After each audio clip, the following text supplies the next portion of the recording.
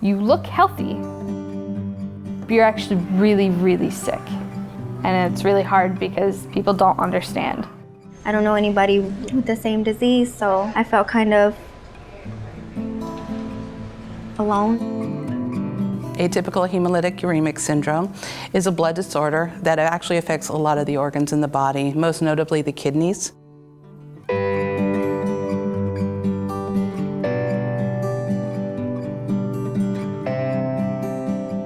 It can affect the brain, the liver, the GI system, and whether or not they get the organ function back is determined really by whether or not they got treatment in time. You're good one day, and within 2 or 3 days, you're not good.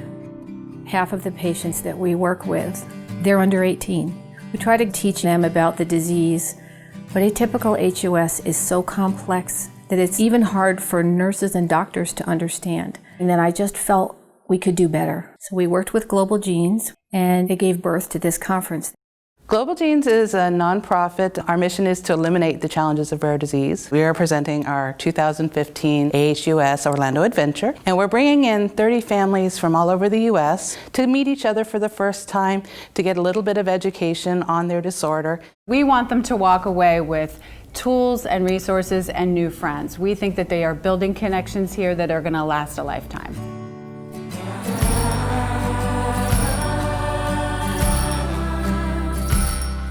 This is the first conference of this kind for atypical aHUS. These patients receive their infusions, and on occasion they kind of come across each other. But atypical hemolytic uremic syndrome is actually extremely rare.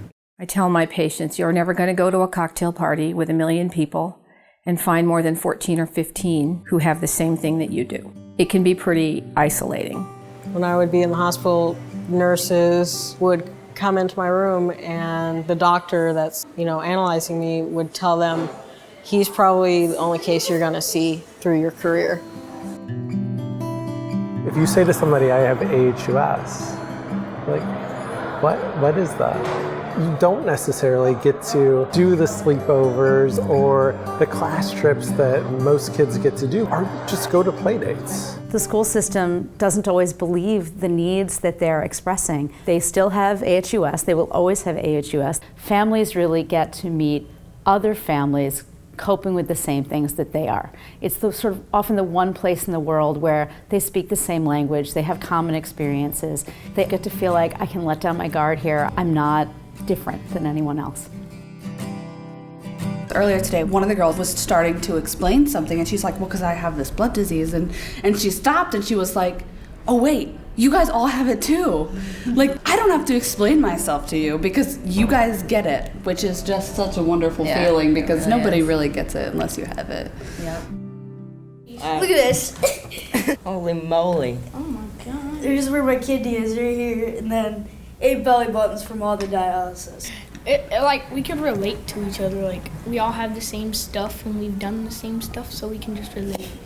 Yeah. I feel closer to most of you here than I do my own sisters on a lot of things. It's good just to be able to speak to others that can relate, and they understand all the frustrations and the fears, and just... Because this is a family. Yeah, mm-hmm. Yes.